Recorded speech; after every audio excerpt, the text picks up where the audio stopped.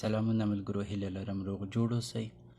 ټویټر مې چک کاوه، د ایمان پسرلي صاحب ټویټ مې ولیده. غواړم چې دغه ټویټ تاسو سره هم شریک کړم، چې په دې ټویټ کې څه معلومات راغلي دي، څه زیری ورکړل شوی دی. نو راځئ دغه ټویټ سره وګورو. را خلاص کړم، د پسرلي صاحب د لینک باندې به کلیک کړم. ویکیپیډیا بیت الحکمه.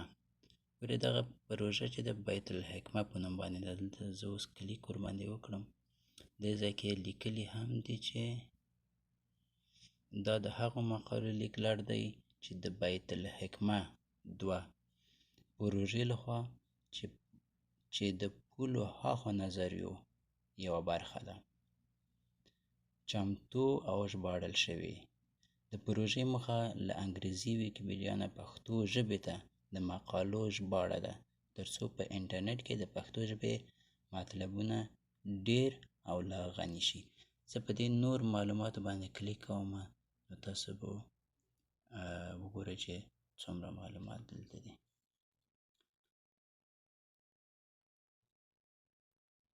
ګورئ ملګرو، د ګوتو په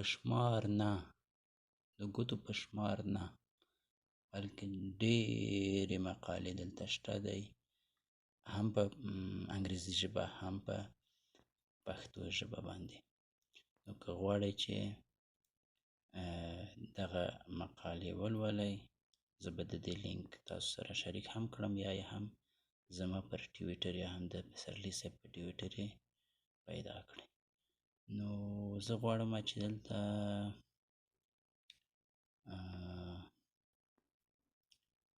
کومه مقاله وټاکم چې تاسو توکم پالنه 146 نمره توکم پالنه.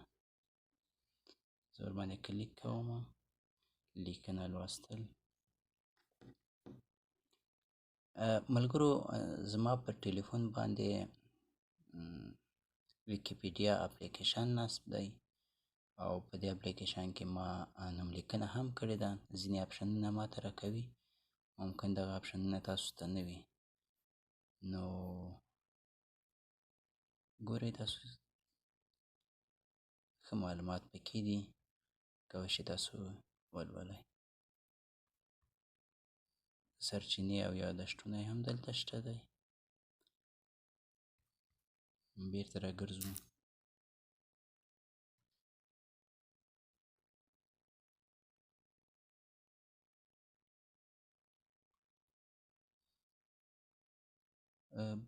خورا ډېرې لیکنې پکې دي. دا لیکنې تاسو دې ته اړ کوي چې نورې په انګریزي ژبه باندې کومه مقالې دي، هغه په ګوګل ترانسلیت باندې راونه ژباړئ او نیغ په نیغه یې له دې ځایه ولولئ. ادب پوهنه 182 نمبر.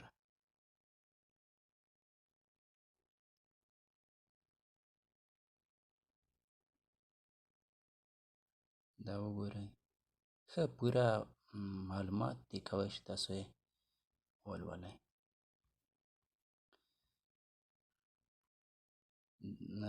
غواړم چې دلته د پسرلي صاحب څخه هم مننه وکړم چې دغه لینک یې موږ سره شریک کړی دی، او موږ ورباندې خپل نظر واچوه چې ممکن په راتلونکي کې موږ او نورو ملګرو ته مفید تمام شي. ښه ملګرو، نور مو وخت نه نیسم. رښتیا 201 نمبر چې ما نن ماښام غوښتل وروسته له روژه ماتي دغه اتموسفیر په اړه باندې معلومات راټول کړم، نو دغه 201 نمبر به زه دلته یاداشت ونیسم دغه په اړه کې. زه غواړم چې ډېر معلومات ترلاسه کړم. اتموسفیر لرغونې یوناني کلمه ده. تاریخچه جوړښت، بس همدا کفایت کوي. ملګرو په مخه مو ښه، انټاریو ناوخته شپه ده. کابو اوس 3:30 بجې دي. په 4:30 بجو زمونږه پیشنمای پیلیږي. په مخه مو ښه، سلامت اوسئ، ژوندي اوسئ، کور مو اباد.